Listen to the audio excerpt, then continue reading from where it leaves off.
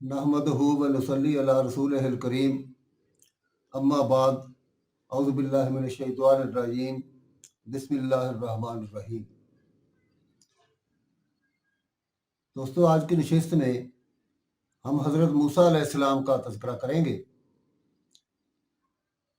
ये किस्सा भी काफ़ी तवील है, इसलिए ये भी चंद किस्तों में मुकम्मल होगा। आज हम बात करेंगे हज़रत मूसा अलैहिस्सलाम की नामो नसब और कुरान मजीद में आपका तज़किरा के मुतालिक। आपका नस्ब यूँ है: मूसा बिन इमरान बिन काहिस बिन आरिज बिन लावी बिन याकूब बिन इसहाक बिन इब्राहीम अलैहिमुस्सलाम। अल्लाह ताला का इरशाद है, इस कुरान में मूसा का जिक्र भी कर जो चुना हुआ रसूल और नबी था। हमने उसे तूर की दाएं जानब से पुकारा और सरगोशी करते हुए उसे करीब कर लिया और अपनी ख़ास मेहरबानी से उसके भाई हारून को नबी बनाकर उसे अता फरमाया। कुरान मजीद में अल्लाह ताला ने बहुत से मकामात पर आपका जिक्र फरमाया है, बाज़ मकामात पर इख्तिसार के साथ और बाज़ मकामात पर तफसील के साथ। यहाँ हम कुरान और हदीस और बनी इसराइल से मनकूल रवायात की रोशनी में मूसा अलैहिस्सलाम की सीरत तैयबा को शुरू से आखिर तक बयान करेंगे इंशाअल्लाह ताला।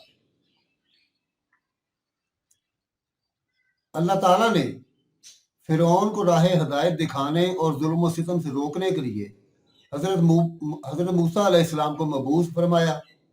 इरशाद बारी ताला है, तासीन मीम, ये रोशन किताब की आयतें हैं। हम आपके सामने मूसा और फिरौन का सही सही वाक़या बयान करते हैं इन लोगों के लिए जो ईमान रखते हैं। यकीनन फिरौन ने ज़मीन में सरकशी कर रखी थी और वहाँ के लोगों को ग्रोह ग्रोह बना रखा था और उनमें से एक जमात को कमज़ोर कर रखा था। उनके लड़कों को तो ज़िबा कर डालता था और उनकी लड़कियों को छोड़ देता था। बेशक वो मुफसिदों में से था। फिर हमने चाहा कि हम उन पर करम फरमाएं जिन्हें ज़मीन में बेहद कमज़ोर कर दिया गया है, और हम इन्हीं को पेशवा और ज़मीन का वारिस बनाएं, और ये भी कि हम उन्हें ज़मीन में कुदरत व इख्तियार दें। और हम फिरौन और हामान और उनके लश्करों को वो मंजर दिखाएंगे जिससे वो डर रहे। अल्लाह ताला ने वाक़या को पहले मुख्तसर तौर पर बयान फरमाया, फिर इसकी तफसील बयान की। चुनांचे अल्लाह ताला ने बताया कि वो अपने नबी के सामने मूसा अलैहिस्सलाम और फिरौन का वाक़या सही सही बयान फरमाएगा, यानी इस कदर सही कि सुनने वाला तमाम वाक़यात को आंखों से देख रहा है। इरशाद बारी ताला है, यकीनन फिरौन ने ज़मीन में सरकशी की थी का मतलब ये है कि फिरौन ने जुल्म तुग़यान और बगावत व इस्यान का रास्ता इख्तियार किया, दुनिया की ज़िंदगी को अहमियत दी और रब्बे अज़ीम व बरतर की इताअत से सरताबी की, और वहाँ के लोगों को ग्रोह ग्रोह बना रखा था, यानी अपनी रईयत को मुख्तलिफ ग्रोहों में तकसीम कर दिया था। उनमें एक फ़िरका को कमज़ोर कर रखा था। इससे मुराद बनी इसराइल की कौम है जो अल्लाह के नबी याकूब बिन इसहाक बिन इब्राहीम अलैहिमुस्सलाम की औलाद में से थे और उस ज़माने में पूरी दुनिया में सबसे अफजल थे। अल्लाह ताला ने उन पर इस सितमगर जालिम और बद किरदार काफिर को मुसल्लत कर दिया जिसने उन्हें गुलाम बना लिया और वो उनसे अदना तरीन पेशों का जलील तरीन काम लेता था, और इसके साथ साथ वो उनके लड़कों को तो ज़िबा कर डालता था और उनकी लड़कियों को छोड़ देता था। बेशक वो मुफसिदों में से था।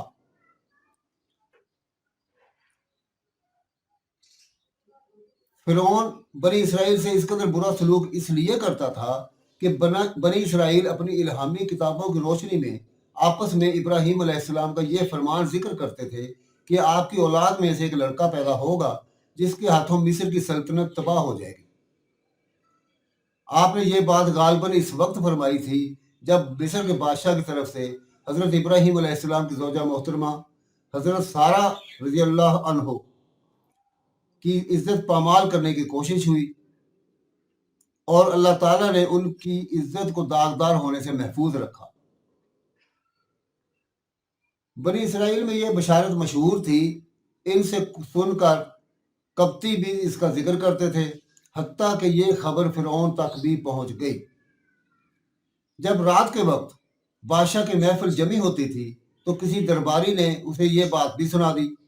اس نے اس لڑکے کی پیدائش کے خوف سے بنی اسرائیل کے تمام لڑکوں کے قتل کا حکم جاری کر دیا، لیکن تقدیر کے آگے تدبیر نہیں چلتی۔ امام سدی رحم اللہ نے کئی صحابہ کرام رضوان اللہ علیہ مجمعین سے روایت کیا ہے کہ فرعون نے خواب دیکھا کہ بیت المقدس کی طرف ایک آگ آئی اور مصر کے تمام قبطیوں کے گھر جلا گئی، لیکن بنی اسرائیل کو کوئی نقصان نہیں پہنچا۔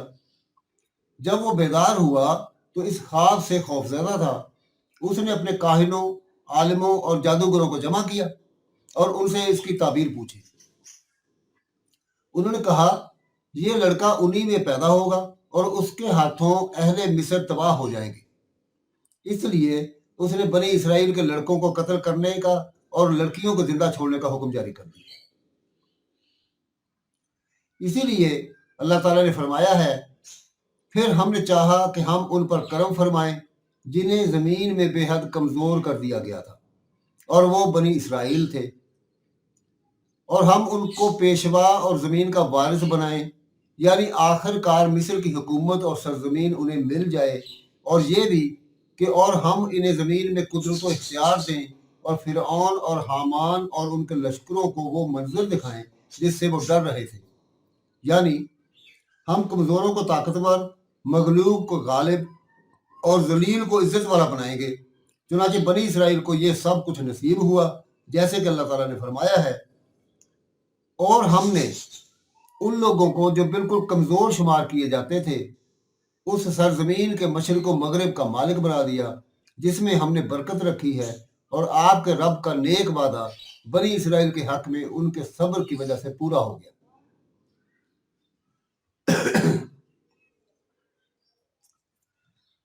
ایک دوسرے مقام پر فرمایا، بالآخر ہم نے انہیں باغات سے، چشموں سے، خزانوں سے اور اچھے اچھے مقامات سے نکال باہر کیا۔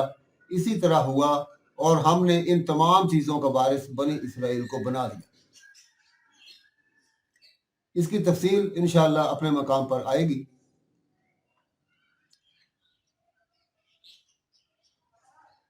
ہم اب بات کریں گے حضرت موسیٰ علیہ السلام کی ولادت اور آپ کی حفاظت کی، یعنی فرعون کے تمام تر اقدامات کے باوجود حضرت موسیٰ علیہ السلام بنی اسرائیل میں پیدا ہوئے، ان کی ولادت مبارک ہوئی اور پھر ان کی حفاظت بھی ہوئی، کیونکہ اللہ تعالیٰ کا یہ فرمان تھا اور اللہ تعالیٰ کا یہ فیصلہ تھا کہ حضرت موسیٰ علیہ السلام کے ذریعے سے اہل مصر کو نجات ملے گی اور فرعون کا قلع کما کیا جائے گا۔ تو فرعون بنی اسرائیل کو ملنے والی بشارت اور اپنے خواب کی وجہ سے بے حد خوف زدہ ہوا، لہٰذا اس نے ہر طرح کی احتیاطی تدابیر اختیار کی تاکہ موسیٰ علیہ السلام کی پیدائش ہی نہ ہو، حتیٰ کہ اس نے کچھ مردوں اور داعیہ عورتوں کو اس کام کے لیے مقرر کر دیا تھا کہ جو عورتیں امید سے ہوں ان کے پاس جائیں اور ان کے ہاں پیدائش کے اوقات کا علم رکھیں۔ چنانچہ جب بھی کسی عورت کے ہاں بیٹا پیدا ہوتا تھا وہ جلاد اسی وقت اسے ذبح کر دیتے تھے۔ اہل کتاب کہتے ہیں کہ وہ لڑکوں کو قتل کرنے کا حکم اس لیے دیتا تھا کہ بنی اسرائیل کی طاقت نہ بڑھ جائے اور کسی لڑائی کے موقع پر وہ غالب نہ آ جائے۔ یہ بات محض نظر ہے بلکہ واضح طور پر غلط ہے۔ یہ بات بچوں کے قتل کے اس حکم کے بارے میں کہی جا سکتی ہے جو فرعون نے حضرت موسیٰ علیہ السلام کو نبوت ملنے کے بعد جاری کیا، جیسے کہ اللہ تعالیٰ نے فرمایا، پس جب ان کے پاس موسیٰ ہماری طرف سے دین حق لے کر آئے تو انہوں نے کہا کہ اس کے ساتھ جو ایمان والے ہیں ان کے لڑکوں کو تو مار ڈالو اور ان کی لڑکیوں کو زندہ رکھو۔ اسی وجہ سے بنی اسرائیل نے کہا تھا، ہم تو ہمیشہ مصیبت ہی میں رہے، آپ کی تشریف آوری سے قبل بھی اور آپ کی تشریف آوری کے بعد بھی۔ اس لیے صحیح بات یہی ہے کہ فرعون نے بچوں کے قتل کا پہلا حکم موسیٰ علیہ السلام کے وجود میں آنے کے ڈر سے جاری کیا تھا۔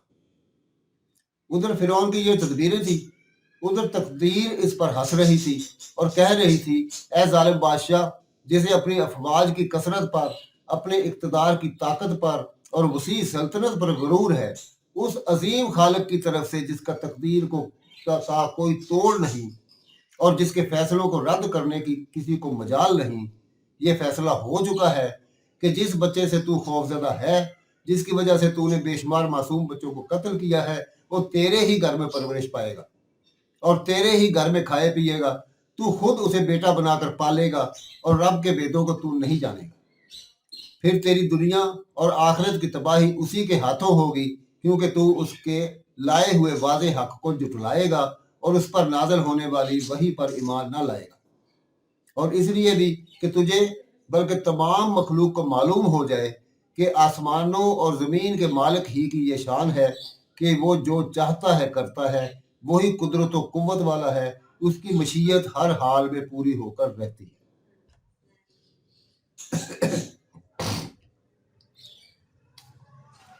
दोस्तों, मुतअद्दिद मुफस्सिरीन ने बयान किया है कि कप्तियों ने फिरौन से शिकायत की कि बनी इसराइल के लड़के कत्ल करने की वजह से उनकी तादाद कम होती जा रही है और ख़तरा है कि उनके बड़े मरते जाएंगे और बच्चे कत्ल होते जाएंगे।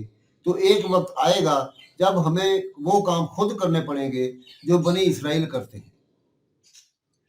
तब फिरौन ने हुक्म दिया कि 1 साल बच्चे कत्ल किए जाएं और 1 साल रहने दिए जाएं।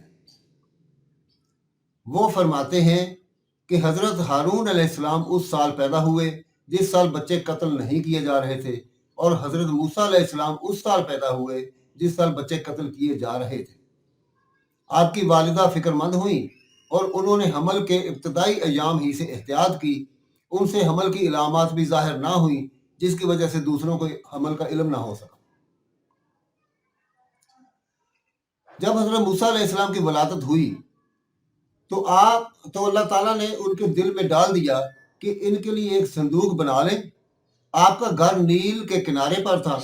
आपने संदूक को एक रस्सी से बांध दिया और वो हज़रत मूसा अलैहिस्सलाम को दूध पिलाती और जब खतरा महसूस करती तो आपको संदूक में डालकर दरिया में छोड़ देती।